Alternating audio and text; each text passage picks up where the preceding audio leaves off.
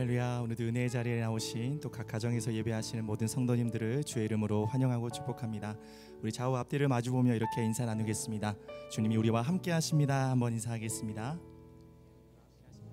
우리 다 함께 자리에서 일어나셔서 우리와 함께 하시는 주님 바라보며 전심으로 예배하며 나아가겠습니다.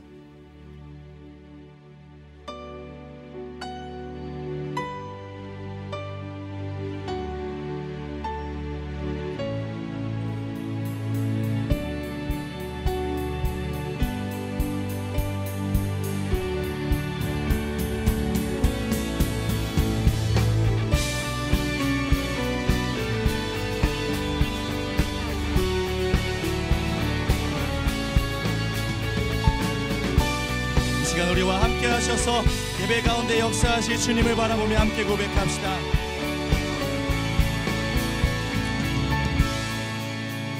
은혜가 풍성한 하나님을 믿는 자 한 사람 한 사람 어제나 오늘도 언제든지 변찮고 보호해 주시네. 다시 한번 고백합시다. 은혜가 풍성한 하나님을 믿는 자 한 사람 한 사람 어제나 오늘도 언제든지 변찮고 보호해 주시네. 주여 성령의 은사들을 오늘도 내리어 줍소서. 성령의 뜨거운 불길로서 오늘도 충만케 하소서. 우리를 충만케 하시는 성령 하나님, 이곳 가운데 역사하여 주시옵소서. 우리 다시 한번 선포합시다. 정욕과 죄악의 묻은 마음 성령의 물길로 태우사 정결케 하소서. 태우소서. 깨끗게 하여 주. 함께 선포합시다. 주여 성령의 은사들을 오늘도 내리어 줍소서. 성령의 뜨거운 불길로서 오늘도 충만케 하소서. 인생의 제물로 돌아가신 우리 주 예수님이시여 구속의 은혜를 내리시사 오늘도 구원해 주소서. 아멘. 주여 성령의 은사들을 오늘도 내리어 주소서. 성령의 뜨거운 불길로서 오늘도 다시 한번 고백합시다. 주님의 깊으신 은혜만을 세상에 널리 전하리라. 하늘의 능력과 주님 오늘도 입혀주시옵소서. 할렐루야. 주여 성령의 은사들을 오늘도 내리어 줍소서.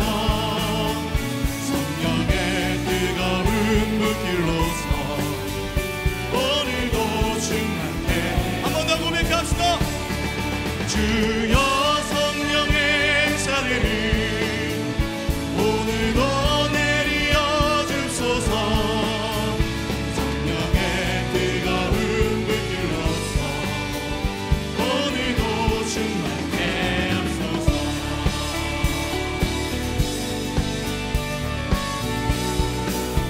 할렐루야. 오늘도 뜨거운 성령의 불로 우리 가운데 역사하셔서 우리를 다스리시고 이끄시는 신실하신 주님을 찬양합니다.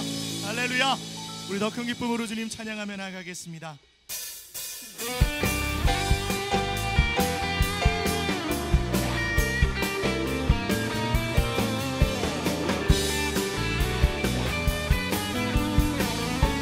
함께 고백합니다.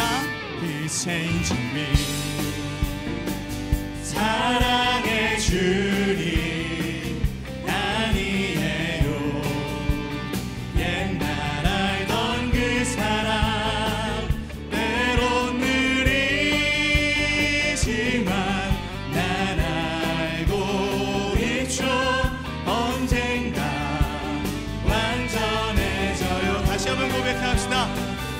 Please change me.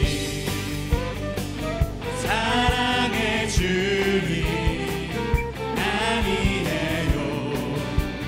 옛날 알던 그 사랑 때론 느리지만 난 알고 있죠. 언젠가 완전해져요. 매일매일 조금씩 매일매일 변하지요. My Jesus is changing me. 주님께로 돌아서는 걷고 있죠. 은혜 속에 My Jesus is changing me. He's changing me. 사랑의 주님 아니에요. 옛날 알던 그 사랑 때론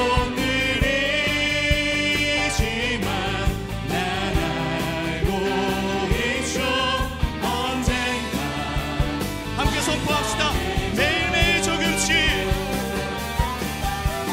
매일매일 조금씩 매일매일 변하지요.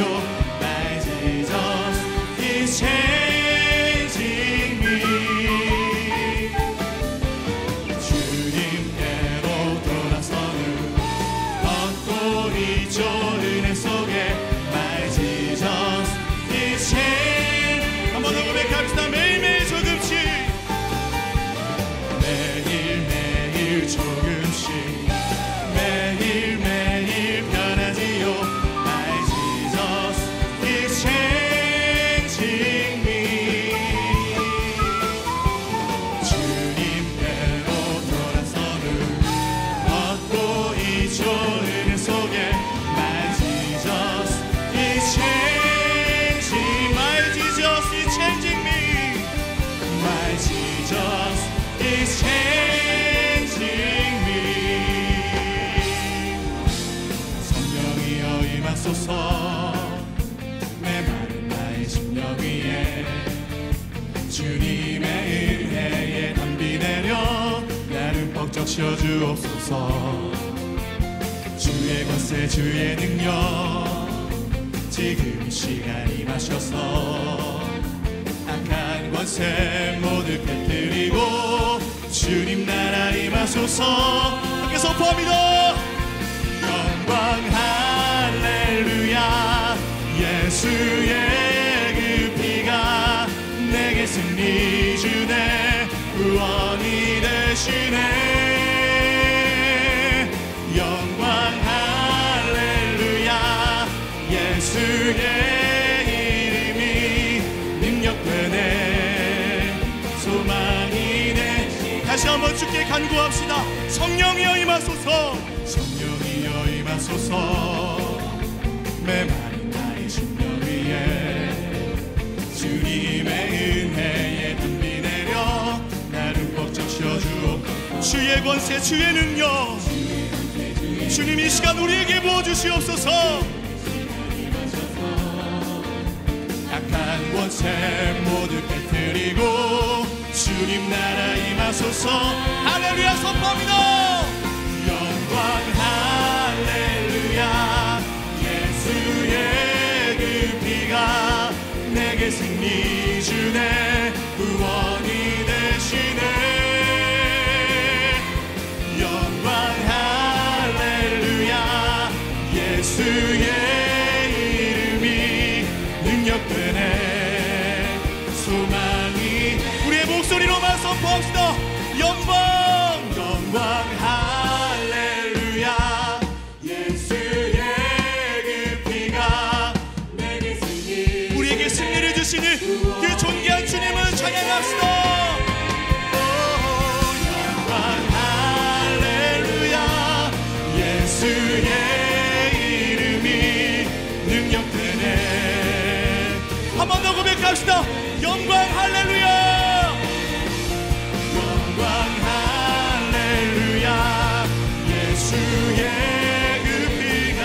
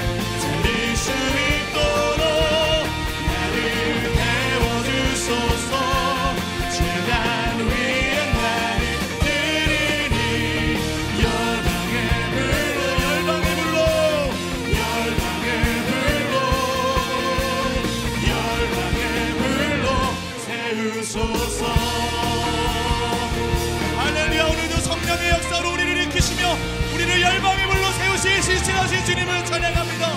그렇게 하신 주님께 더 큰 박수로 영광 올려드립시다. 아멘. 주님의 불을 주시옵소서. 아멘. 주님, 자리에 앉아서 계속 주님 찬양하겠습니다.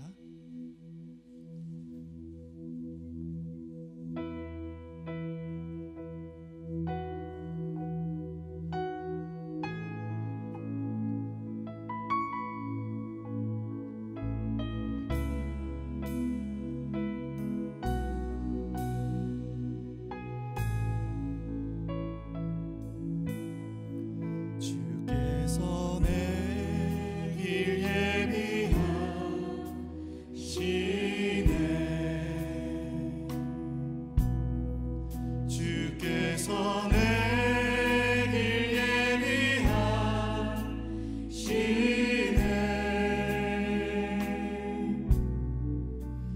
이제 하루하루를 주를 위해 살리라. 주께서 내 길 예비하시네. 가슴에 손을 얹고 한 번 더 고백합시다. 나 이제 주를 따라가려네.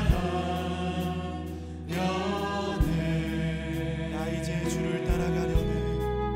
나 이제 주를 따라가려네.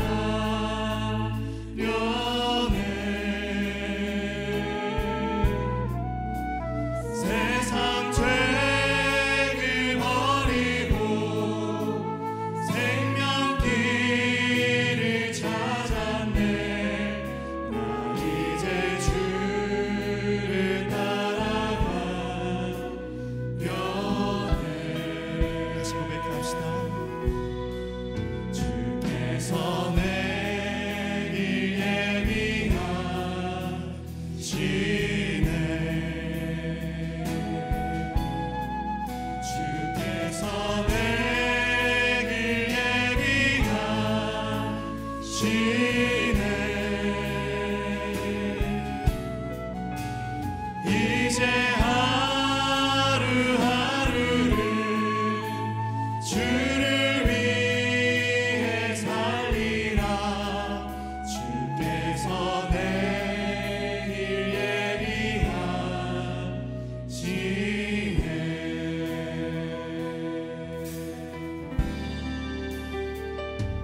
주님 나라 임하시네. 주의 날은 멀지 않았네. 너는 일어나 주를 따르라. 하나님 널 부르시네. 세상은 아직 어둠 속에 이 대신 주 보기 원하네. 너는 일어나 그 빛을 바라라. 주님의 영광 내게 임했네. 일어나 주 위에 서라. 강한 용사여. 주님이 너와 함께 하시네. 주께서 다시 오신 길, 그 길 예비하라. 영광의 주님, 오만왕의 왕 곧 오시네. 다시 한번 주께 간구합시다. 주님 나라 임하시네. 주님 나라 임하시네. 주의 날은 멀지 않았네. 너는 일어나 주를 따르라. 하나님 널 부르시네.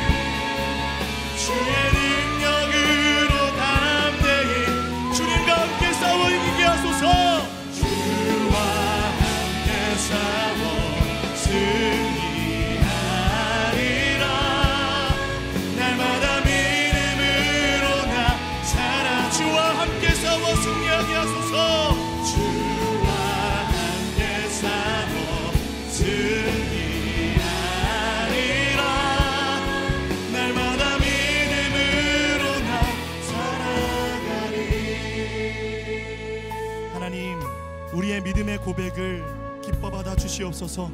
우리는 믿습니다. 주님이 함께 하실 때, 성령의 능력과 은혜를 부어주실 때 우리는 결코 위축되지 않고 담대히 주님과 함께 싸워 이기며 승리하게 될 줄 믿습니다. 주여, 우리에게 성령의 은혜를 부어주시고 오늘도 우리에게 말씀하여 주시옵소서. 다 함께 주님을 기대하면서 합심으로 기도하며 나아가겠습니다. 존귀하신 하나님, 감사합니다. 오늘도 그 믿음에 하나님의 향한 간구와 고백 위에 역사하여 주셔서 오늘도 주의 백성들을 향한 하나님의 그 거룩한 일들이 우리 예배를 통해 시작되게 하여 주시옵소서. 강하고 담대하며 하나님을 향한 믿음의 열정을 주여 시간 도하여 주시옵소서. 우리를 향한 완벽한 계획 안에서 우리의 이름을 정확히 부르시고 주님의 임재로 충만한 주 보좌 앞에 서게 하시니 감사합니다. 하나님, 지금 우리의 상황과 관계없이 주님을 찬양하기를 결정합니다. 우리의 마음과 생각과 감정에 상관없이 주님께 감사를 드리기로 결정하며 나아갑니다. 찬양과 감사가 그 누구도 그 무엇으로도 열 수 없는 하늘의 문을 열게 하여 주시옵소서. 그래서 하늘로부터 성령의 생기가 이곳 가운데 무엇보다 우리의 마음 안에 불어와서 삶의 고난과 죄로 인해서 영적으로 죽어있던 우리의 영혼을 살게 하여 주시옵소서. 힘도 아니고 능도 아니요 오직 성령의 능력을 통해서 쓰러지고 실패한 그 자리에서 다시 일어나서 빛을 발하게 하여 주시옵소서. 예배 가운데 선포되는 말씀으로 우리 안에 있는 성령의 검을 더욱 날카롭게 하여 주시고 믿음의 방패를 강하게 하여 주시옵소서. 그래서 영적 전쟁터에서 사단을 향해서 달리며 사단의 견고한 진을 파하며 하나님의 강한 군사로 살게 하여 주옵소서. 지난 시간들을 생각해 볼 때에 우리가 인생의 강물 가운데 있었지만 물이 우리를 침몰하지 않도록, 우리가 인생의 불 가운데 지날 때에 불이 우리를 사르지 않도록 우리와 함께 하신 주님께 감사를 드립니다. 넉넉히 우리를 구원하신 주님의 손을 찬양합니다. 또한 앞으로도 영원히 구원하실 주님을 찬양합니다. 오늘 드리는 예배와 선포되는 말씀을 통해서 오순절 마가 다락방에 임하였던 동일한 성령의 불로 우리 모두에게 임하여 주시옵소서. 성령의 권능을 받게 하여 주시옵소서. 삶의 예배와 감사가 회복되어지게 하여 주시옵소서. 주님의 몸된 새로운 교회가 한 마음과 한 뜻으로 기도의 골방 가운데 들어가 오직 기도와 말씀에 전무하게 하여 주옵소서. 오늘 특순을 축복하여 주시고 예배의 영을 물붓듯 부어주셔서 찬양 가운데 거하시는 선한 목자 되신 주님을 깊이 경험하게 하여 주옵소서. 주님의 사랑하는 종 한홍 담임 목사님을 성령으로 기름 부어주셔서 그 입술을 통해서 선포된 주님의 말씀이 우리 심령의 묵은 땅을 기경하며 우리 인생과 영혼에 있는 홍해가 갈라지게 하며 우리의 생각과 마음을 장악하게 하여 주옵소서. 우리의 삶의 열매와 능력으로 나타나게 하여 주시옵소서. 오늘도 살아서 역사하시며 어제나 오늘이나 영원토록 동일하신 예수 그리스도의 이름으로 기도드립니다. 아멘. 할렐루야. 주일 3부 예배 나오신 성도님들과 온라인으로 예배드리는 모든 성도님들을 주님의 이름으로 축복하고 환영합니다. 오늘 예배를 통해서 하나님의 사랑을 깊이 경험하시기를 기도합니다. 옆에 있는 분들 보시면서 이렇게 축복하시겠습니다. 말씀 충만하십시오. 말씀 충만하십시오. 이제 예배에 참여하신 모든 분들을 축복하고 환영하는 시간을 갖도록 하겠습니다. 서로를 바라보며 축복하겠습니다. 축복합니다. 주님의 이름으로 축복합니다. 주님의 사랑으로 이곳에 모인 주의 거룩한 자녀에게 주님의 기쁨과 주님의 사랑이 충만하게 넘치기를. God bless you. God bless you. 축복합니다. 주님의 사랑. 먼 곳을 향해 축복하겠습니다.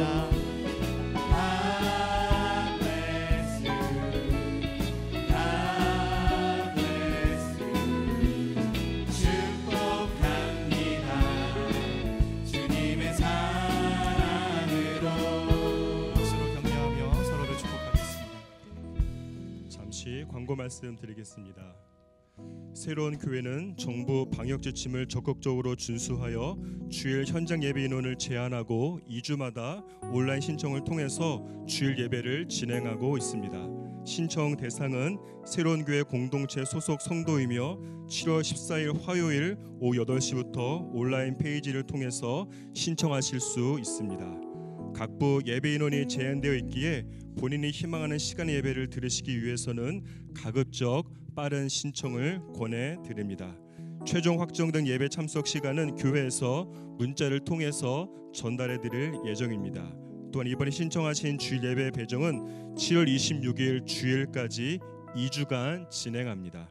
자세한 사항은 주보를 참조해 주시기를 바랍니다.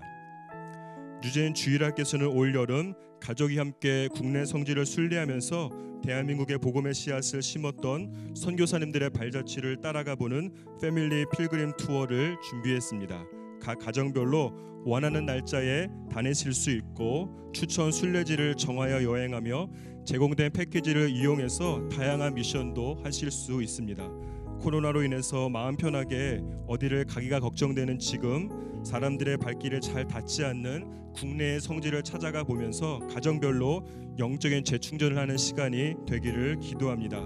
공동체에 소속되어 있지 않거나 유재인 자녀를 두지 않는 가정이어도 주보와 홈페이지에 공지된 링크를 통해서 신청하실 수 있고 신청 후에는 안내 문자가 발송될 예정입니다. 성지별로 활동할 수 있는 미션과 패키지 수령에 대한 보다 자세한 안내는 유재인 주일학교 유튜브 채널에서 확인하실 수 있습니다. 문의사항은 주보를 참고해 주시기를 바라고 성도님들의 많은 신청을 바랍니다. 팀 켈러 목사님의 신간 차이를 뛰어넘는 그리스도인을 소개합니다. 이 책은 극도로 분열되고 서로 적대하게까지 하는 시대 속에서 그리스도인들이 어떻게 하면 다른 믿음을 가진 사람들을 존중하면서도 복음적 확신을 유지하면서 그들과 관계를 맺을 수 있을까라는 질문과 답을 제시하고 있습니다. 이 책을 통해서 나와 함께 다른 가치관을 가진 세상 속에서 함께를 고민하고 세상에서 신실하게 살아가면서 우리가 그리스도를 바라보아야 하는 이유를 깨닫는 유익을 누리시기 바랍니다. 이 책은 예배 후에 모바일 서점에서 구매하실 수 있습니다. 이제 김연겸 테너의 특순 후에 한옥 목사님께서 하나님의 말씀 전해 주시겠습니다.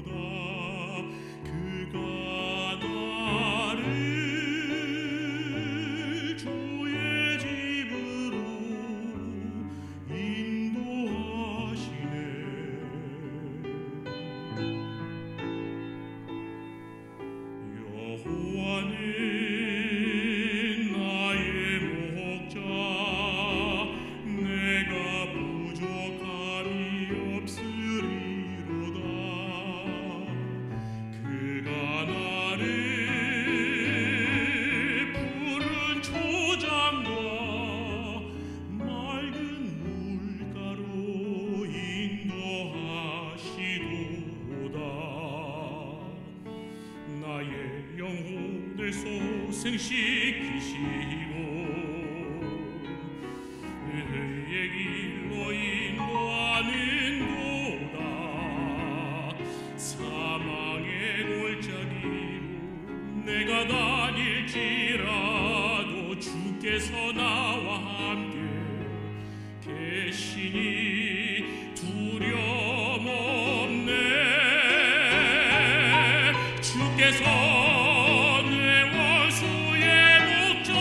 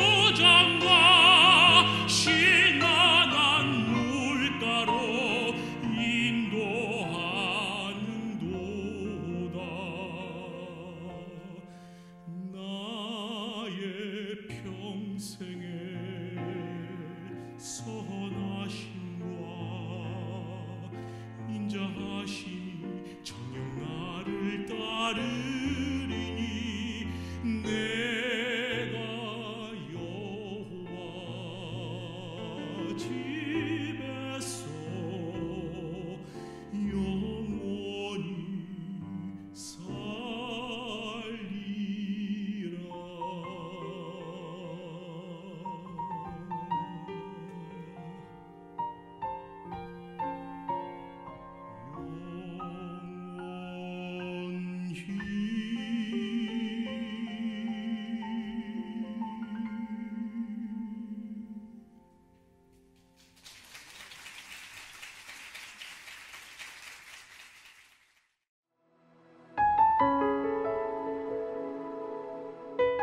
사무엘이 사울에게 기름을 붓다.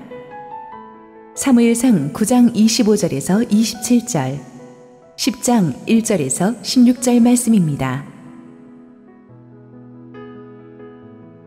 그들이 산당에서 내려 성읍에 들어가서는 사무엘이 사울과 함께 지붕에서 담화하고 그들이 일찍이 일어날새 동틀 때쯤이라. 사무엘이 지붕에서 사울을 불러 이르되 일어나라, 내가 너를 보내리라 하매 사울이 일어나고 그 두 사람 사울과 사무엘이 함께 밖으로 나가서 성읍 끝에 이르매 사무엘이 사울에게 이르되 사환에게 우리를 앞서게 하라 하니라. 사환이 앞서가므로 또 이르되 너는 이제 잠깐 서 있으라. 내가 하나님의 말씀을 내게 들려주리라 하더라. 이에 사무엘이 기름병을 가져다가 사울의 머리에 붓고 입맞추며 이르되 여호와께서 내게 기름을 부으사 그의 기업의 지도자로 삼지 아니하셨느냐. 내가 오늘 나를 떠나가다가 베냐민 경계 셀사에 있는 라헬의 묘실 곁에서 두 사람을 만나리니 그들이 내게 이르기를 내가 찾으러 갔던 암나귀들을 찾은지라. 내 아버지가 암나귀들의 염려는 놓았으나 너희로 말미암아 걱정하여 이르되 내 아들을 위하여 어찌하리요 하더라 할 것이요. 내가 거기서 더 나아가서 다볼 상수리 나무에 이르면 거기서 하나님을 배우려고 베델로 올라가는 세 사람을 만나리니 한 사람은 염소 새끼 셋을 이끌었고 한 사람은 떡 세 덩이를 가졌고 한 사람은 포도주 한 가죽 부대를 가진 자라. 그들이 내게 문안하고 떡 두 덩이를 주겠고 너는 그의 손에서 받으리라. 그 후에 내가 하나님의 산에 이르리니 그곳에는 블레셋 사람들의 영문이 있느니라. 내가 그리로 가서 그 성읍으로 들어갈 때에 선지자의 무리가 산당에서부터 비파와 소고와 저와 수금을 앞세우고 예언하며 내려오는 것을 만날 것이요. 내게는 여호와의 영이 크게 임하리니 너도 그들과 함께 예언을 하고 변하여 세 사람이 되리라. 이 징조가 내게 임하거든 너는 기회를 따라 행하라. 하나님이 너와 함께 하시느니라. 너는 나보다 앞서 길갈로 내려가라.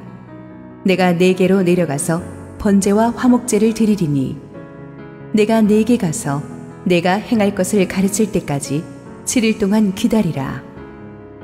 그가 사무엘에게서 떠나려고 몸을 돌이킬 때에 하나님이 새 마음을 주셨고 그날 그 징조도 다 응하니라.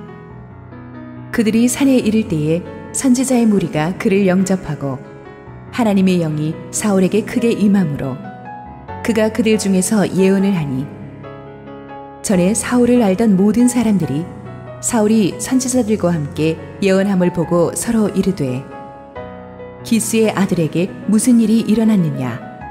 사울도 선지자들 중에 있느냐 하고 그곳에 어떤 사람은 말하여 이르되 그들의 아버지가 누구냐 한지라. 그러므로 속담이 되어 이르되 사울도 선지자들 중에 있느냐 하더라. 사울이 예언하기를 마치고 산당으로 가니라. 사울의 숙부가 사울과 그의 사환에게 이르되 너희가 어디로 갔더냐. 사울이 이르되 암나귀들을 찾다가 찾지 못하므로 사무엘에게 갔었나이다 하니 사울의 숙부가 이르되 청하노니 사무엘이 너희에게 이른 말을 내게 말하라 하니라. 사울이 그의 숙부에게 말하되 그가 암나귀들을 찾았다고 우리에게 분명히 말하더이다 하고 사무엘이 말하던 나라의 일은 말하지 아니하니라. 할렐루야. 우리 하나님께 감사와 영광의 박수 올려드리겠습니다. 오늘도 온라인 오프라인 상에서 함께 예배에 동참하고 계신 국내 모든 성도분들에게 하나님의 축복이 넘치도록 임하기를 원합니다. 현재 파리에서 활동하고 있는 테너 김현겸 형제 아름다운 시편 23편 찬양으로 오늘 3부 4부 예배 영광 돌려주셔서 참으로 감사하게 생각합니다. 설교를 시작하기 전에 나라와 민족을 위한 중요한 기도 제목 2가지를 여러분들과 함께 무거운 마음으로 좀 나누고자 합니다. 여러분들이 알다시피 저는 한 번도 강단에서 정치 문제를 다루지 않고 성경 말씀을 중심으로 쭉 설교해 왔지만 작금의 상황에서는 분명한 어떤 영적인 보이스를 내야겠다는 생각이 들어서 여러분과 기도 제목을 나누게 되었습니다. 며칠 전 국무총리와 중앙재난안전대책본부에서 7월 10일 금요일 18시를 기해서 모든 교회 정규 예배를 제외한 모든 수련회, 기도회, 부흥회, 소그룹 성경 공부 모임, 성가대 연습, 식사 제공 등을 금지한다고 발표했습니다. 예배 때 찬송은 자제해야 하고 통성기도 등 큰 소리로 노래를 부르거나 말하는 행위도 금지하며 QR코드를 통한 전자출입 명부 작성을 의무화한다고 했습니다. 이를 위반한 책임자나 이용자에게는 벌금이 부과되고 해당 교회에게는 집합 금지 조치가 내려질 수도 있다고 했습니다. 저는 목회자로서 이번 정부의 이해할 수 없는 조치에 충격을 받았습니다. 물론 정부의 발표가 예배 금지를 의미하지는 않습니다. 코로나19의 팬데믹 현상이 사그라들지 않는 상황에서 오히려 방역에 더욱 최선을 다하자는 의미로 이해될 수도 있겠습니다. 더불어 사회적인 책임을 교회가 다해야 함에도 몇몇 교회에서 방역망이 뚫리는 모습을 보여서 송구스러운 마음도 있습니다. 그럼에도 불구하고 이번 정부 발표는 오해의 여지를 넘어서 대단히 우려할 만한 상황이라고 판단됩니다. 예수님께서는 가이사의 것은 가이사에게, 그러나 하나님의 것은 하나님에게라고 말씀하셨습니다. 우리는 하늘나라 백성이면서 이 땅에 발을 딛고 산 사람들이기 때문에 교회가 이 땅의 법도 잘 지키고 사회적인 책임을 다해야 한다고 저는 누누이 강조해 왔습니다. 그래서 지금까지 저희 교회를 비롯한 대부분의 한국 교회들은 그 어느 단체보다 가장 모범적인 방역을 실시해 왔습니다. 코로나19가 급격히 확산됨에 따라서 사회적인 거리를 요구할 때 저희 교회를 비롯한 대부분의 한국 교회는 가장 빠르게 온라인 예배로 전환하면서까지 정부의 방침에 적극적으로 협조했습니다. 성도들의 개인 위생은 물론이고 교회 방역에 있어서도 우리는 많은 재정과 인력을 동원하면서까지 최선을 다해왔습니다. 정부가 이번에 의무화 규정으로 발표한 사안들은 이미 우리 교회를 비롯한 대부분의 한국 교회들이 최선을 다해서 이행해온 사항들입니다. 저희 교회는 이런 노력을 인정받아 최근 서초구청으로부터 방역의 모범을 보여주어 감사하다는 편지까지 받았습니다. 그런데 이런 한국 교회의 자발적인 노력을 치하하기는커녕 오히려 교회를 마치 전염병의 진원지처럼 곡해하는 정부의 태도는 그간의 한국 교회가 보여온 노력에 찬물을 끼얹는 것입니다. 더욱이 방역수칙을 위반할 경우 교회 관계자뿐 아니라 참여자에게도 목회자와 성도들에게도 벌금을 부과하겠다고 겁박하는 것은 교회와의 협력관계를 깨고 위협하겠다는 것밖에 해석되지 않습니다. 언론에서 대부분 보도된 교회 내 코로나19 집단 감염은 방역사항을 지키지 않아서 전염된 경우가 대다수입니다. 만약 함께 식사하거나 큰 소리로 노래하거나 대화하는 것이 코로나 전염 감염성을 높인다는 정부 논리대로라면 클럽과 유흥시설과 노래방과 식당과 카페 등 더 많은 사람들이 운집해서 모이는 곳에도 교회 요구하는 것과 똑같은 제재를 가해야 마땅할 것입니다. 그런데 이런 것들을 다 놔두고 유독 교회의 모임만을 제한하는 이런 정부의 조치를 우리는 이해할 수가 없습니다. 이는 교회에 대한 역차별입니다. 물론 방역 수칙을 지키지 않는다면 다만 그에 따른 강력한 처벌이 필요하겠지만 극소수의 교회의 사례를 가지고 이렇게 모든 교회들의 제재를 가하는 것은 정부가 형평성을 잃어버린 무리한 조치를 취하는 것이라고 생각합니다. 그동안 한국 교회는 많은 희생을 감수하면서 가장 모범적인 방역을 실시해 왔음을 자부합니다. 방역 수칙을 준수하는 대부분의 교회들에서는 집단 감염이 보고된 바가 없습니다. 전체 확진자 중에 교회로 인해서 감염된 프로티지가 도대체 얼마나 되는지 저는 묻고 싶습니다.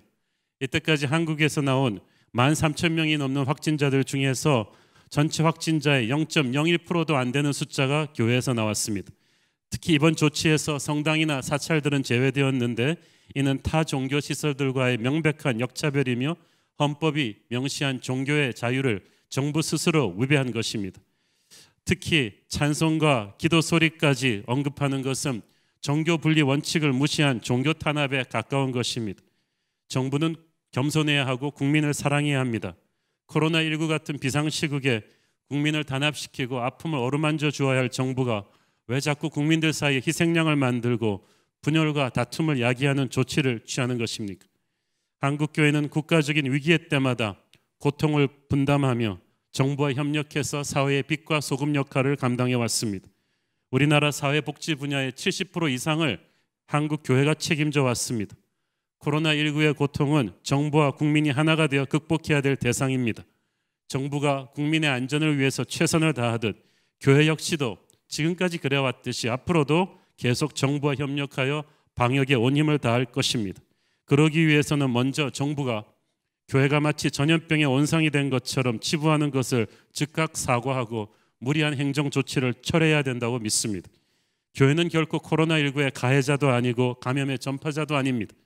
정부가 교회를 탄압의 대상이 아닌 협력의 대상으로 인정할 때 코로나19는 반드시 조기 종식될 수 있을 것이라고 믿습니다.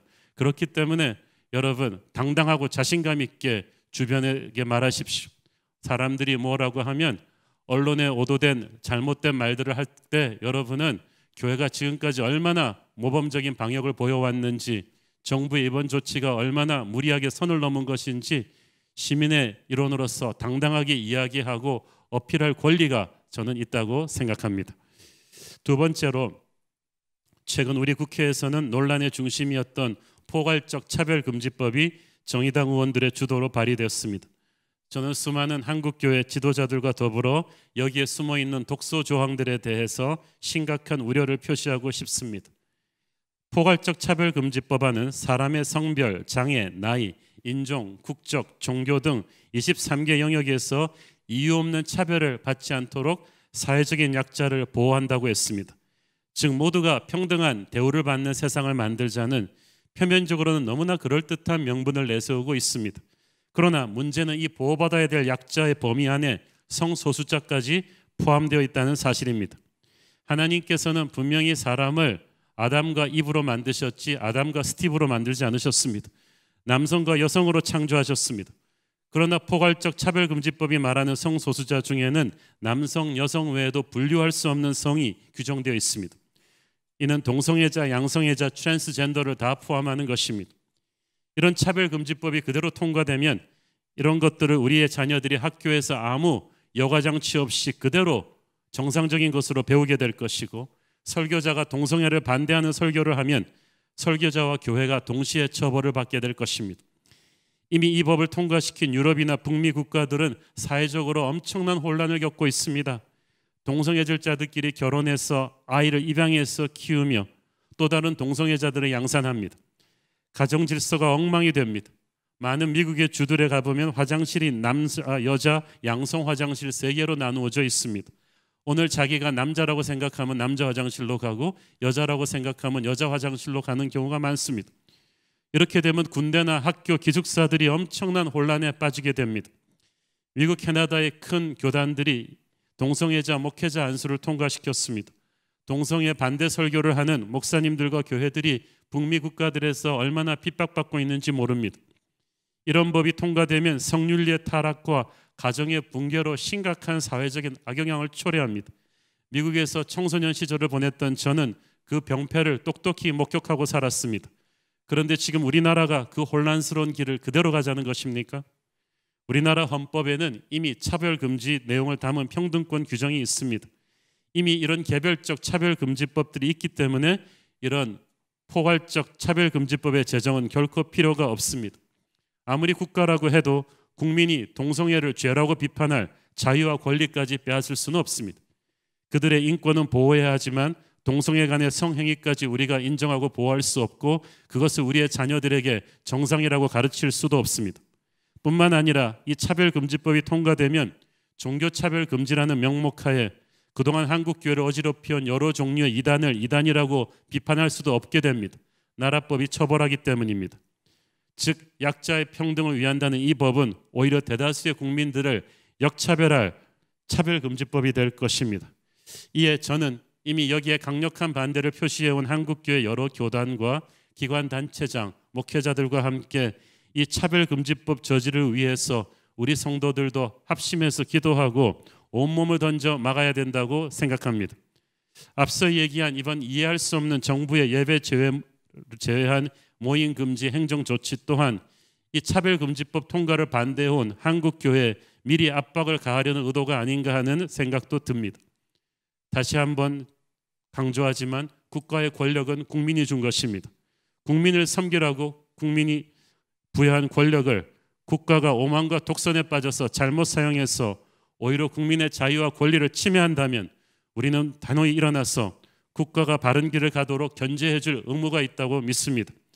성도 여러분들께서는 이 문제를 가지고 기도하신 뒤에 주보에 안내된 사이트로 가셔서 포괄적 참여금지법 국민 반대 서명에 반드시 동참해 주시기를 바랍니다.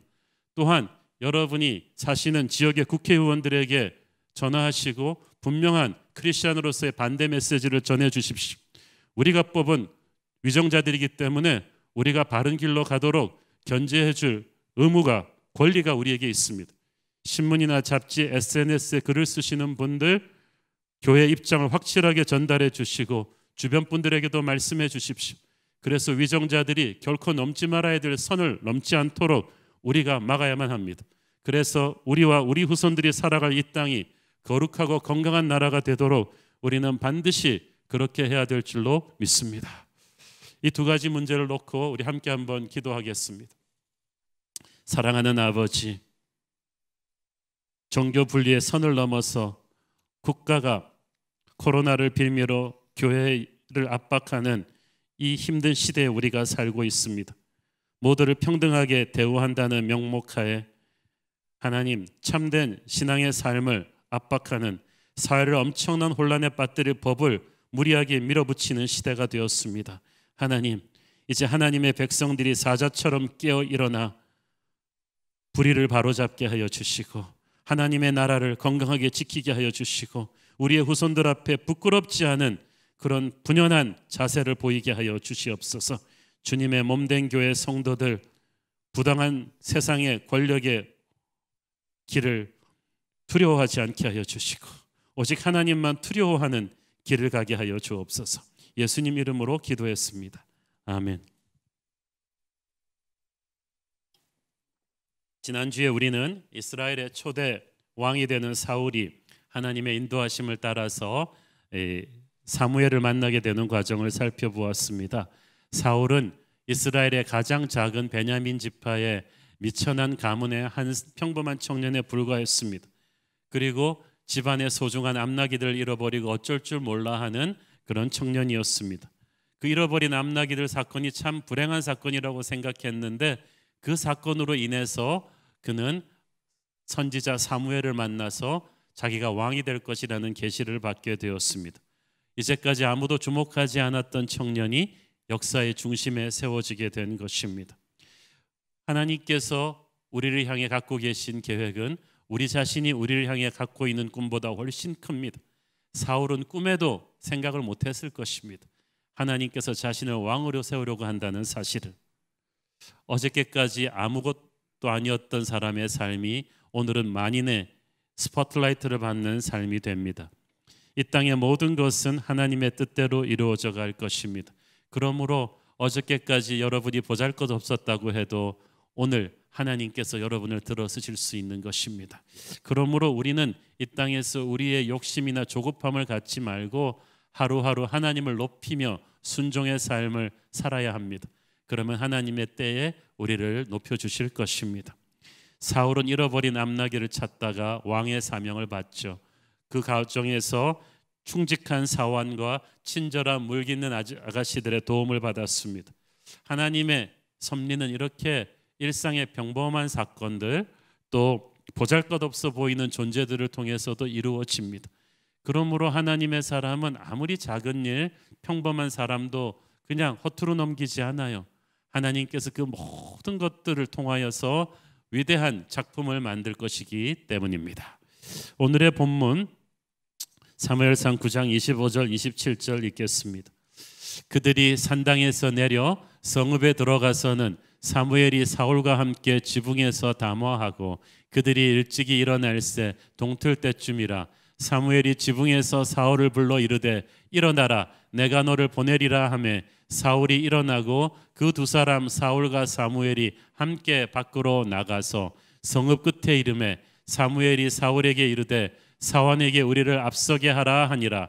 사원이 앞서감으로 또 이르되 너는 이제 잠깐 서 있으라, 내가 하나님의 말씀을 네게 들려주리라 하더라. 그 당시 유대인들의 지붕은 오늘날의 그 스카이 라운지처럼 아주 평평하고 좋은 휴식 공간이었어요. 여기서 이제 사무엘이 사울에게 철야 멘토링을 합니다. 밤새 사울과 대화합니다. 무슨 이야기를 나누었겠습니까? 아마 사울의 낮은 자존감에 사무엘이 용기를 불어넣어 주었을 거예요. 사울은 왕이 되겠다는 야심으로 칼을 갈던 유력한 집안의 자제가 아닙니다. 그저 평범한 사람이었어요.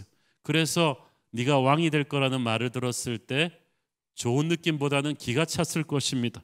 어떻게 보잘것없는 내가 감히 그런 자리를 꿈꿀 수 있지? 사울의 이런 초기의 겸손을 하나님이 어여삐 보셨습니다. 이렇게 부족한 나를 하나님이 써주셔서 감사하다. 이것이 겸손이라면 아무리 그래도 나는 미천한 베냐민 출신인데 한계가 있을 거야. 이건 열등감입니다. 저는 여러분이 열등감이 아닌 겸손한 사람 되기를 바랍니다. 열등감을 가지면 하나님은 나를 높은 수준으로 비상하게 하려고 하시는데 내 스스로 나는 그렇게까지는 아무래도 안 될 거야 라고 자꾸 한계를 그어버리는 거예요. 그래서 사무엘이 그날 밤새 대화를 통해서 사울의 인생 스토리를 들어주면서 용기를 주었을 거예요. 그리고 그동안 어지러웠던 이스라엘 국내 상황과 이스라엘 원로들이 왕을 달라고 요청한 이야기, 하나님이 그것을 허락한 정황을 다 이야기해 주면서 너는 하나님이 택하신 사람이니까 이제부터 하나님의 말씀대로 나라를 다스리는 왕이 되어야 한다는 것을 이제 가르쳐주기 시작했을 것입니다. 그러는데 아침에 동이 텄어요. 밤새 멘토링을 한 거예요. 그래도 시간이 부족하니까 사울한테 사환을 먼저 보내라 하고 말합니다. 내가 하나님의 말씀을 네게 들려주리라. 멘토링 파트 2가 있었던 거예요. 아마 계속되는 대화를 통해서 사무엘은 하나님의 말씀에 입각한 제왕학을 가르쳤겠죠. 천천히 가르쳤을 거예요. 우매한 백성들의 요구로 왕을 세우지만 사무엘은 어쨌든 사울이 훌륭한 왕이 되어주기를 바랬습니다. 사울은 하나님이 선택한 사람이에요. 하나님이 선택한 사람은 하나님께서 말씀으로 준비를 시켜주십니다. 시대를 분별할 수 있도록, 군중들 눈치를 보면서 휘둘리지 않도록 말씀으로 깨우쳐 주시고 가르쳐 주셨습니다. 사울은 인간의 힘으로 왕이 된 것이 아니라 하나님의 은혜로 왕이 되었기 때문에 결코 세상의 다른 왕들을 흉내내면서 인간적인 왕이 되어서는 안 되었습니다. 여러분, 하나님이 여러분을 그 자리에 세워주었다면 자리에 앉기 전보다 앉은 후에 잘해야 돼요. 아무것도 아닌 나를 그 자리에 세워주신 하나님의 뜻에 따라 하나님의 말씀으로 다스려야 되는 것입니다. 그래서 모세의 뒤를 이은 여호수아에게도 하나님이 말씀하셨어요. 너는 주야로 말씀을 묵상하고 그대로 행하라. 그러면 내가 너와 함께 할 것이다. 사울에게도 똑같아요. 말씀은 평범한 자를 비범하게 하고 연약한 자를 강하게 하며 비겁한 자를 담대하게 합니다. 그러므로 받은 사명이 크고 내 능력은 작을 때 우리는 하나님의 말씀을 굳게 붙들어야 하는 줄 믿습니다. 10장 1절 읽습니다. 이에 사무엘이 기름병을 가져다가 사울의 머리에 붓고 입맞추며 이르되 여호와께서 네게 기름을 부으사 그의 기업의 지도자로 삼지 아니하셨느냐. 이 멘토링이 끝난 뒤에 이제 기름 부음 예식을 행합니다. 이것은 하나님께서 너를 성별하여 지도자로 세웠다는 이제 공식적인 예식이죠. 기름 부으심이 끝난 사울을 떠나보내면서 사무엘이 오늘 너에게 3가지 사인, 징표가 일어날 것이다. 그것은 왜 이런 3가지 징표를 주냐 하면 사울이 아직까지도 속으로 자신이 하나님이 선택한 자라는 것을 못 믿고 있었어요. 불안해하니까 너에게 확신을 주기 위해서 오늘 안으로 가는 길에 3가지 징표가 일어날 것이다 라고 얘기해 준 거예요.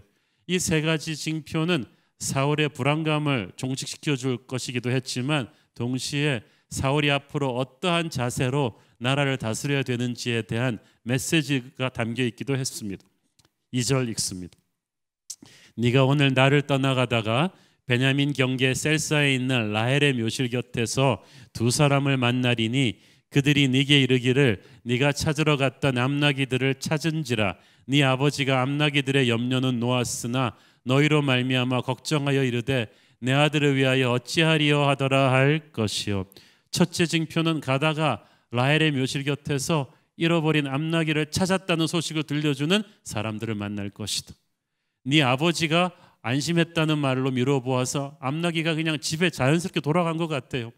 그러니까 사울이 그토록 힘들어하던 현실의 문제를 하나님이 너무나 쉽게 해결해 놓으셨어요. 이게 첫 번째 징표였어요. 이 말은 무슨 뜻입니까? 사울아, 이 땅의 현실의 문제, 앞으로 잃어버린 암나기 사건 같은 것들은 너에게 무지만이 일어날 텐데 그때마다 이게 재앙인 것처럼 패닉할 수는 없다. 네가 그토록 힘들어하고 풀 수 없었던 현실의 암나기 문제를 나는 이렇게 쉽게 풀어줄 수 있다. 그러므로 현실의 문제 불 끊으라고 조급한 왕이 되지 말고 하나님의 길을 당당하게 가라. 하나님의 비전을 붙잡고 하나님의 역사를 놓쳐서는 안 된다는 메시지였어요. 너는 그렇게 항상 암나기만 쫓아다니는 작은 사람이 되어서는 안 된다는 뜻이에요. 둘째로 사울의 왕이 될 거라는 이 첫 번째 징표가 나타난 장소를 보십시오. 성경에서 어떤 일이 어떤 장소에서 일어나는가는 굉장히 중요합니다. 라헬의 묘실 곁에서 일어났어요. 라헬이 누구죠? 바로 사울에 속한 베냐민 지파의 선조 베냐민의 엄마입니다. 라헬이 여행 도중에 길에서 이 베냐민 나타가 난산으로 죽어요. 베냐민은 살았는데 라헬이 죽어요. 아주 슬픈 장소예요. 라헬이 자신의 운명이 너무 슬펐는지 그 자기가 낳은 아들의 이름을 베노니 슬픔의 아들이라고 짓잖아요.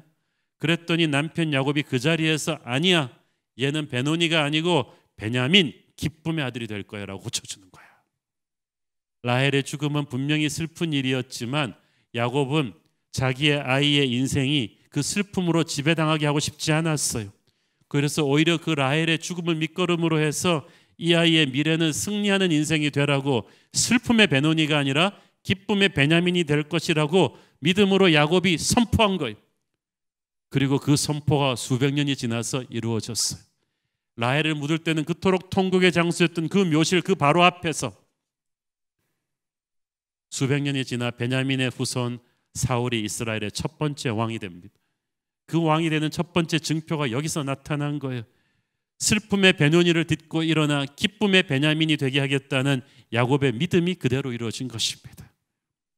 누구든지 그리스도 예수 안에 있으면 베노니의 아픔을 베냐민으로 바꾸는 반전의 은혜를 누릴 것입니다. 예수님은 십자가의 슬픔을 극복하시고 부활의 기쁨을 이루셨습니다. 그 믿음 그대로 사울이 탄생한 거예요. 그래서 거기서 첫 번째 징표가 나왔습니다. 주님은 오늘도 우리의 슬픔이 변하여 기쁨 되게 하시는 분이십니다. 두 번째 징표 3절 4절 읽습니다. 네가 거기서 더 나아가서 다볼 상수리 나무에 이르면 거기서 하나님을 배우려고 베델로 올라가는 3사람을 만나리니 한 사람은 염소 새끼 셋을 이끌었고 한 사람은 떡 3덩이를 가졌고 한 사람은 포도주 1 가죽 부대를 가진 자라. 그들이 네게 문안하고 떡 2덩이를 주겠고 너는 그의 손에서 받으리라.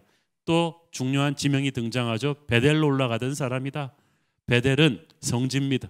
아브라함과 야곱이 어렵고 힘들 때마다 와서 예배하면서 새롭게 일어났던 그 장소로 이 혼탁한 사사시대에 예배하러 가는 사람들이 있었어요.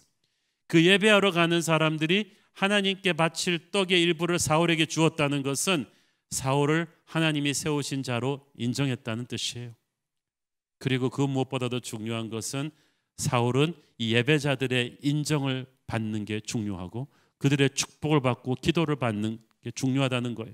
하나님께서는 사울에게 말씀하고 계신 거예요. 너는 군중의 인기에 영합하는 자가 아니라 예배자가 되라.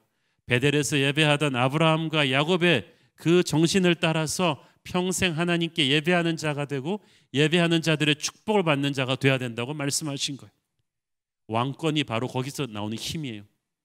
훗날 사울이 하나님의 기름 부심을 잃게 되는 것도 예배를 잘못해서였거든요.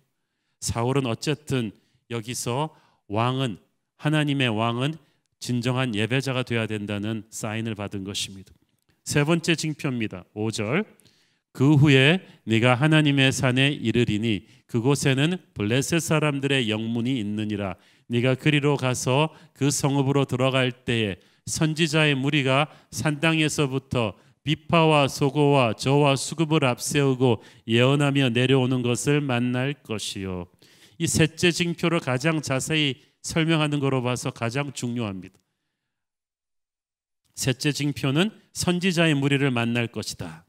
영적으로 캄캄한 사사시대였지만 깨어 기도하며 하나님의 음성을 백성들에게 전파하는 사무엘과 함께하는 그런 선지자들이 있었는데 그들이 온갖 악기를 연주하면서 찬양하면서 예언하며 하나님의 일을 말하며 내려올 거라는 뜻이에요. 6절 읽습니다. 내게는 여호와의 영이 크게 임하리니 너도 그들과 함께 예언을 하고 변하여 새 사람이 되리라. The Spirit of the Lord will come upon you in power. 주의 성령이 네게 능력으로 임할 것이다. 그러면 변하여 새 사람이 될 것이다. 신약시대 때는 오순절 성령 강림 사건 때부터 모든 믿는 자 위에 성령이 오셔서 떠나지 않으셨습니다. 그러나 구약시대 때는 달랐어요. 어떤 하나님의 특정한 사람에게 어떤 특정한 때에 어떤 특정한 사명을 위해서 임하셨어요. 그리고 특별한 은혜를 주신 거예요. 지금 왕으로 선택된 사울에게 임하는 성령이 이런 것입니다. 너는 변하여 새 사람이 될 것이다. 성령이 임하면 사람이 바뀝니다. 성령이 임했는데 옛날과 똑같이 머물러 있는 사람은 없어요. 9절에서 너희가 새 마음을 받을 것이라고 했어요. 하나님께서는 사울을 완전히 변화시키셔서 전에와는 다른 지혜와 능력을 주셨습니다. 하나님의 사명을 받은 자는 성령을 받고 하나님의 능력으로 새로워져야만 합니다. 그렇지 않고는 하나님이 주신 사명을 감당할 수가 없어요. 나약한 우리가 성령의 능력 받지 않고 무슨 일을 할 수 있겠습니까? 성령이 임할 때 평범한 사람이 비범한 사람이 될 것입니다. 자연적인 사람이 초자연적인 사람이 될 것입니다. 어제까지 이스라엘의 평범한 청년 사울이 이제 이스라엘 전체를 통솔할 왕이 될 수 있는 리더십의 권위가 바로 이 성령이 임함으로써 주어지는 거예요. 7절을 읽습니다. 이 징조가 네게 임하거든 너는 기회를 따라 행하라. 하나님이 너와 함께 하시느니라. 기회를 따라 행하느라는 말은 소신껏 자유롭게 나가라는 거예요. 이제 하나님이 보내주시는 파도를 타고 너는 담대하게 나가면 된다는 거예요. 하나님은 로봇처럼 우리를 조종하지 않으세요. 하나님의 성령이 우리에게 임하고 우리가 하나님의 말씀대로 살겠다는 결심이 있었다면 우리는 그 말씀을 붙들고 담대하게 사람들 앞에 나갈 수 있습니다. 8절 읽습니다. 너는 나보다 앞서 길갈로 내려가라. 내가 네게로 내려가서 번제와 화목제를 드리리니 내가 네게 가서 네가 행할 것을 가르칠 때까지 7일 동안 기다리라. 사무엘은 사울을 공식적으로 왕으로 세우기 위해서 준비하는 기간이 일주일 필요하니까 사울 보고 먼저 가서 조용히 기다리라고 했어요. 하나님의 사람은 기다리는 법을 배워야만 합니다. 기다린다는 것은 하나님을 신뢰한다는 뜻이거든요. 우리는 자꾸 우리가 먼저 조급하게 행하는 보다는 하나님을 신뢰하고 기다리는 법을 배워야 합니다. 그때 하나님의 역사가 이루어질 것입니다. 9절 그가 사무엘에게서 떠나려고 몸을 일으킬 때에 하나님이 새 마음을 주셨고 그날 그 징조도 다 응하니라. 정말 하나님이 움직이실 때는 정말 빠르게 움직이세요. 그날 성령께서 그에게 새 마음을 주시고 놀라운 그 징표들이 그날 하루 종일 다 이루어지는 것을 사울은 경험할 수가 있었어요. 한 번, 두 번, 세 번의 징표를 통해서 아무리 의심 많은 자라도 더 이상 의심할 수 없도록 확인시켜 주셨습니다. 오늘도 하나님은 우리를 확신을 주시는 분이십니다. 10절 읽습니다. 그들이 산에 이를 때에 선지자의 무리가 그를 영접하고 하나님의 영이 사울에게 크게 임함으로 그가 그들 중에서 예언을 하니, 선지자들은 이미 성령 충만한 사람들로 백성들이 인정하고 있어요. 그들이 찬양하고 하나님의 말씀을 하는 것을 백성들은 다 알고 있는데 어저께까지 전혀 무명이었던 사울이 거기에 껴서 같은 선지자들의 일원으로 찬양하며 하나님의 일을 하는데 하나도 부자연스럽지가 않아요. 하나님의 영광이 그에게서 같이 흘러나오고 있어요. 이를 지켜보던 사람들이 충격에 빠졌습니다. 11절 읽습니다. 전에 사울을 알던 모든 사람들이 사울이 선지자들과 함께 예언함을 보고 서로 이르되 기스의 아들에게 무슨 일이 일어났느냐, 사울도 선지자들 중에 있느냐 하고, 기브아 성에서 어렸을 때부터 이 기스를 알고 그 아들 사울을 알던 사람들이 충격을 받았어. 이 사울은 사울인데 사울이 아니에요. 자기들이 알던 사울이 아니에요. 도대체 무슨 일이 일어났는가 할 정도로 성령이 사울에게 임해서 일으킨 변화는 확실했습니다. 여러분, 성령이 임하면요, 같은 사람인데 완전히 달라져요. 표정이 달라지고 언어가 달라지고 생각이 달라집니다. 그 당시 사람들에게 선지자는 완전히 다른 세계에 있는 영적인 지도자들인데 평범한 사울이 그 선지자들의 레벨에 가 있는 거예요. 사람들이 개인적으로 자기가 잘 아는 사람이 하나님에게 위대하게 쓰임 받을 때 이거 받아들이기 어렵습니다. 예수님도 고향 나사렛에서는 잘 받아들여지지 않았거든요.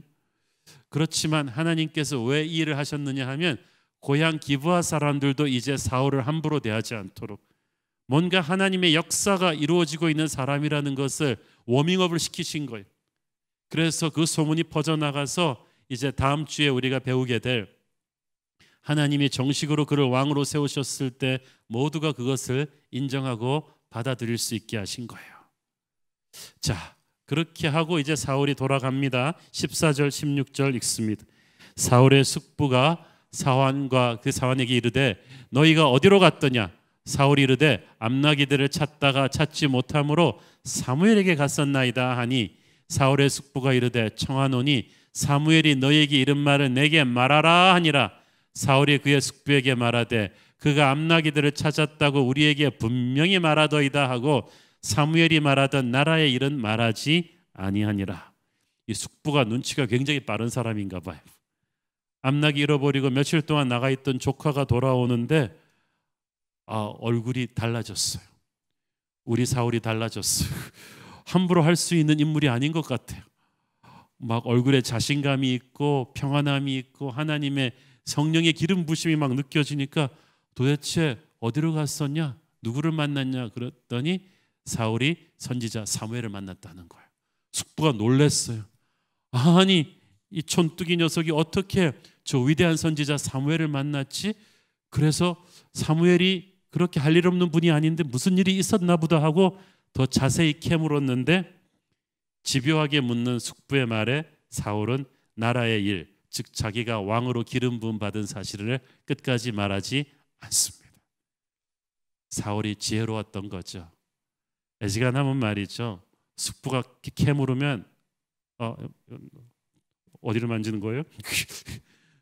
감히 숙부가 지금 내가 누군지를 모르는 모양인데 그러면서 자기가 왕으로 기름 부음 받은 사실을 발설할 수도 있었는데, 그랬다면 숙부는 뛰쳐나가서 인간적인 일을 도모했을 것이고 상황은 어려워질 수도 있었죠. 그래서 사울은 그 테스트를 통과했습니다. 지혜롭게 침묵했죠. 우리에게도 이런 지혜로운 침묵이 필요해요. 하나님의 계시를 받은 사람, 하나님의 음성을 들은 사람 동네방네 떠들고 다니지 마세요. 침묵하고 인내하고 그 말씀이 이루어질 때까지 겸손히 기다리십시오. 하나님의 때가 되면 드러내실 거예요. 사랑하는 여러분, 아무것도 아닌 평범한 청년 사울에게 성령을 부어주시며 그를 높이신 하나님께서 오늘 아무것도 아닌 저와 여러분을 쓰시기를 원하십니다. 우리에게 성령 부어주시기를 원하십니다. 하나님의 부르심을 받았는데도 미심쩍어하고 주저하고 있는 분들이 여기에 계신다면 하나님께서 이미 여러분에게 사울에게 보내셨던 것 같은 징표들을 보내주고 계시는데 모르셨나요? 지금 하나님께서 여러분에게 어떤 확신을 주고 계신가를 살펴보십시오. 무엇보다 저는 오늘 본문 6절 말씀을 우리가 모두 인생 구절로 가슴에 새기기를 바랍니다. 시작. 네게는 여호와의 영이 크게 임하리니 너도 그들과 함께 예언을 하고 변하여 새 사람이 되리라. 아멘. 주님, 나는 아무것도 아니지만 제게도 오늘 성령이 능력으로 크게 임하게 하여 주시옵소서. 그래서 내가 변하여 새 사람이 되어 주의 일을 감당하게 하옵소서. 오늘 그것이 저와 여러분의 기도 제목이기를 바랍니다. 기도하겠습니다. 사랑하는 아버지, 평범했던 사울이 하나님의 선택하심을 받고 성령을 받고 새롭게 변한 것을 봅니다. 우리도 성령 받고 새로워지게 하여 주옵소서. 예수님 이름으로 기도했습니다. 아멘. 우리 다 함께 일어나셔서 봉헌 찬양 드리겠습니다.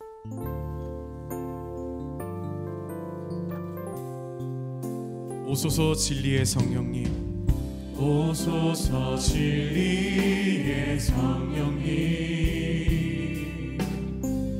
이 땅은 들며 임하소서. 거짓과 탐욕 죄악에 무너진 우리 가슴 정케 하소서. 오소서 은혜의 성령님, 오소서 은혜의 성령님, 하늘 가르고 임하소서. 거룩한 불꽃 하늘로서 임하사 타오르게 하소서. 주 영광 위에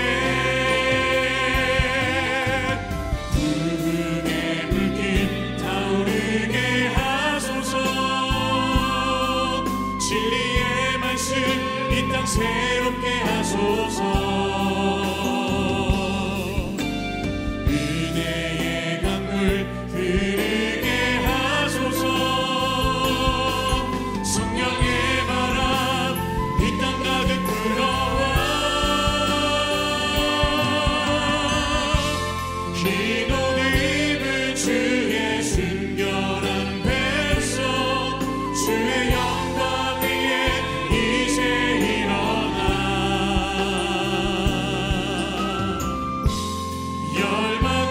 치유하며 행진하는 영광의 그날을 주소.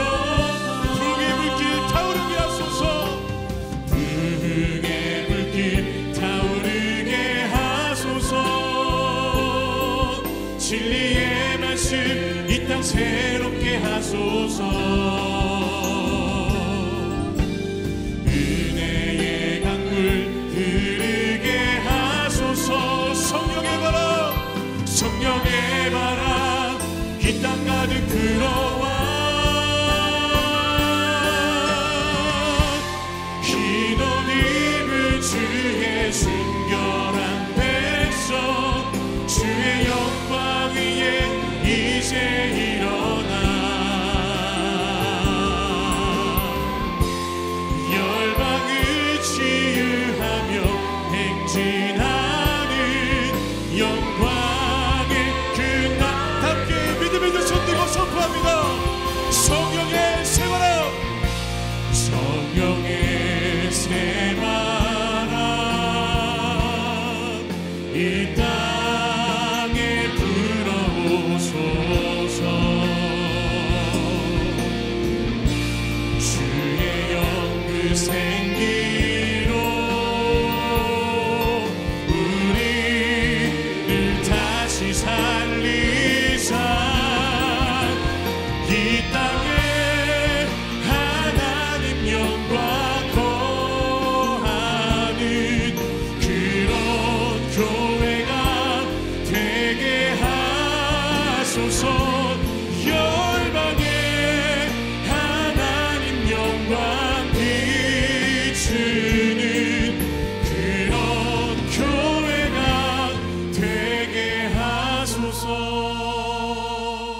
사랑하는 아버지, 우리 귀한 성도들의 사정을 잘 아시는 주님, 암투병 중인 우리 환우들을 붙들어 주옵소서. 갑상선암으로 수술을 앞두고 있는 성도님들 주님 불쌍히 여겨 주시고, 폐선암 사기 치료받는 중에 부작용으로 고통받고 있는 성도님, 췌장암과 췌장염증, 맹장암과 대장암 수술 이후 항암 치료 중인 성도님들, 유병암 투병 중인 성도님들을 불쌍히 여겨 주시옵소서. 이 고통스러운 시간을 오직 주님 바라보며 견뎌낼 수 있도록 소망과 힘을 주시고 외롭지 않게 하여 주시고 그들의 침상에 천사를 보내어 지켜 주시옵소서. 내가 죽지 않고 살아서 하나님의 살아계심을 선포하게 하여 주시옵소서.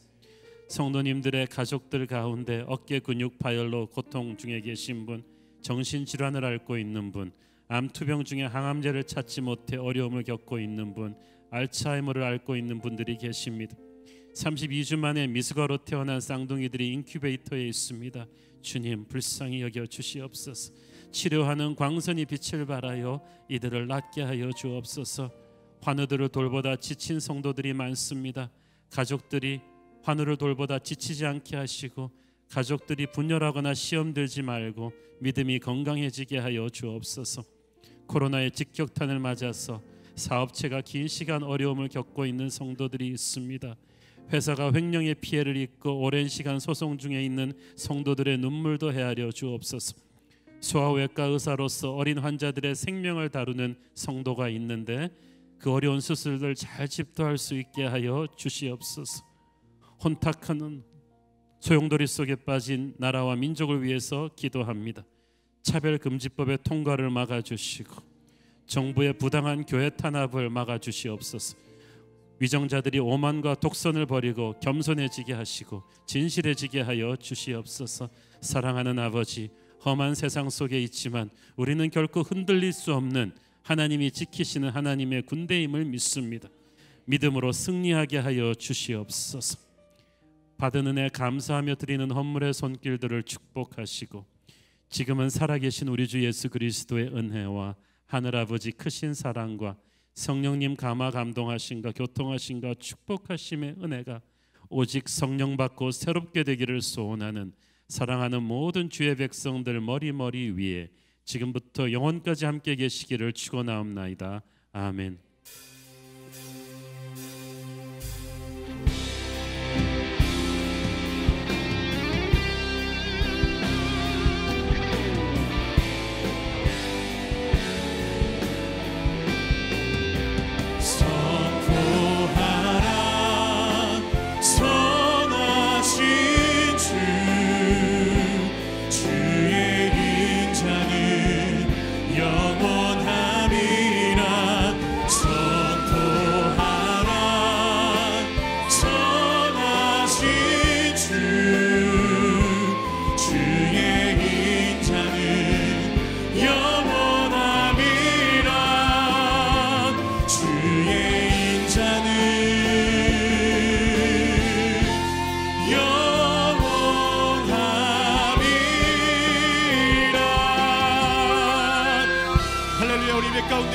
받으신 주님께 감사의 박수로 올려드리겠습니다. 아멘. 주일 예배를 모두 마쳤습니다. 주신 말씀 따라서 성령 충만한 한 주 보내시기를 간절히 소망합니다. 사랑하고 축복합니다.